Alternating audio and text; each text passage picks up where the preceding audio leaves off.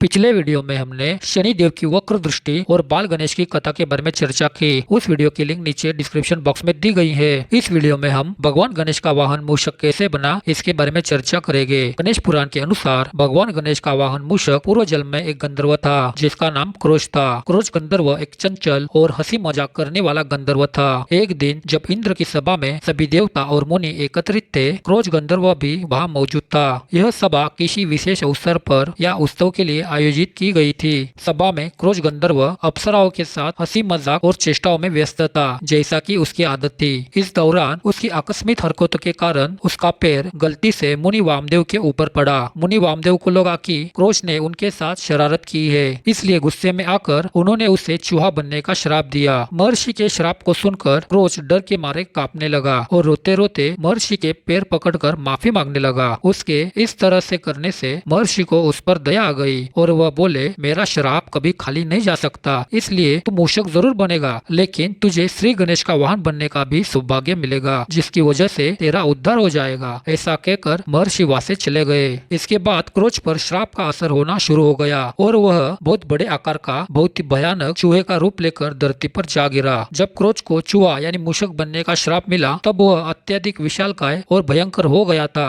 उसने अपने रास्ते में आने वाली हर चीजों को नष्ट कर दिया और जगह जगह उत्पात मचाया। उसकी विनाशकारी प्रवृत्ति के कारण ऋषि मुनि और अन्य लोग बहुत परेशान हो गए। किसी तरह से यह विशाल चूहा महर्षि पराशरम के आश्रम में पहुंचा। वहां पहुंचकर उसने आश्रम के सभी मिट्टी के पात्रों को तोड़ डाला, खाद्य पदार्थों को खा लिया और आश्रम की वाटिका को नष्ट किया। इसके अलावा उसने आश्रम में रखे वस्त्रों को भी कुतर डाला। महर्षि पराशर इस स्थिति से अत्यंत दुखी थे। उन्होंने सोचा कि अगर वह इस चूहे को मार देंगे तो उन्हें जीव हत्या का पाप लगेगा, जो कि उनके धार्मिक और नैतिक सिद्धांतों के खिलाफ था। महर्षि पराशर को इस बात का एहसास हुआ था कि अगर उस विशालकाय मूषक को ऐसे ही छोड़ दिया जाए तो वह और भी अधिक उत्पात मचाएगा और आसपास के क्षेत्र को भारी नुकसान पहुंचाएगा। इसलिए वह इस समस्या का समाधान करने के लिए कोई उपाय ढूंढने के लिए सोचने लगे, जिससे उन्हें पाप भी न लगे और मूषक के उत्पात से भी छुटकारा मिल जाए। जब महर्षि पराशर को क्रोश नामक चूहे के उत्पात से बहुत परेशानी होने लगी, तो उन्होंने भगवान शिव की उपासना की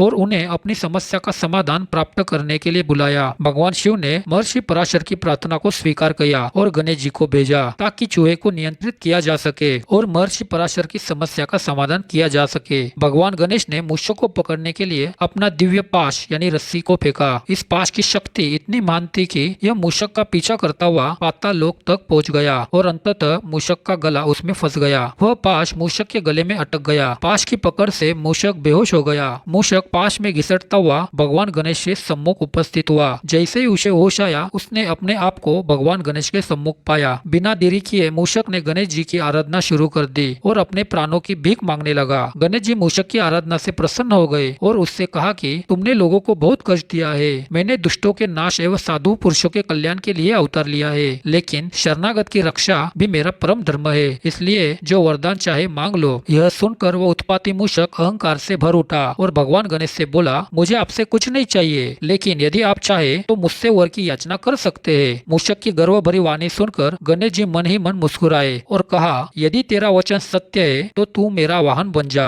यदि तेरा वचन सत्य है तू मेरा वाहन बन जा। इसका अर्थ है कि गणेश जी ने मूषक के गर्व को चुनौती दी और कहा, यदि वह सचमुच इतना आत्मविश्वास और गर्व रखता है तो उसे गणेश जी का वाहन बनने की चुनौती स्वीकार करनी होगी। गणेश जी मूषक के गर्व और अहंकार को चुनौती दे रहे थे। वे ये देखना चाहते थे कि क्या मूषक सच में इतना आत्मविश्वासी है कि वह गणेश जी के वाहन बनने की चुनौती को स्वीकार कर सकता है। यह एक प्रकार की परीक्षा थी जिससे गणेश जी ये जांचना चाहते थे कि क्या मूषक अपने दावे पर खरा उतर सकता है। गणेश जी ने मूषक को एक कठिन स्थिति में डालने के लिए यह चुनौती दी ताकि उसका अहंकार चूर हो सके। मूषक ने बिना देरी किए तथास्तु कह दिया। गणेश जी मुस्कुराते हुए तुरंत उस पर सवार हो गए। अब भारी भरकम गजानन के भार से दबकर मूषक के प्राण संकट में आ गए। यह स्थिति मूषक के गर्व को तोड़ने के लिए गणेश जी की योजना का हिस्सा थी। गणेश जी ने यह देखने की कोशिश की कि क्या मूषक अपने गर्व को छोड़कर उनकी सेवा में पूरी तरह से समर्पित हो सकता है या नहीं। जब मूषक ने गणेश जी के भारी भार को सहन करने में पूरी तरह से असमर्थता महसूस की और उसके प्राण संकट में आ गए, तो उसने गणेश जी से प्रार्थना की कि वे अपना भार इस तरह से कम कर दे कि वह उसे उठाने में सक्षम हो सके।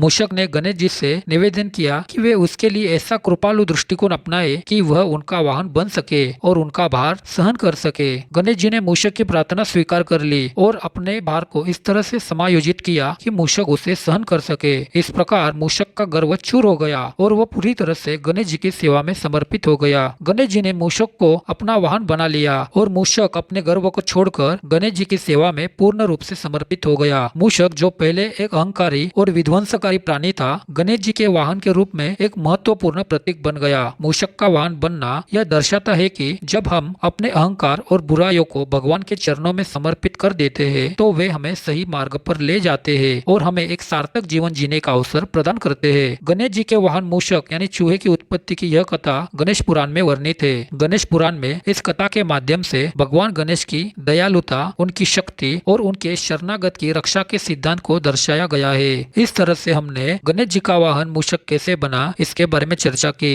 ऐसी और अधिक जानकारी पाने के लिए हमारे चैनल को जरूर सब्सक्राइब करें। धन्यवाद।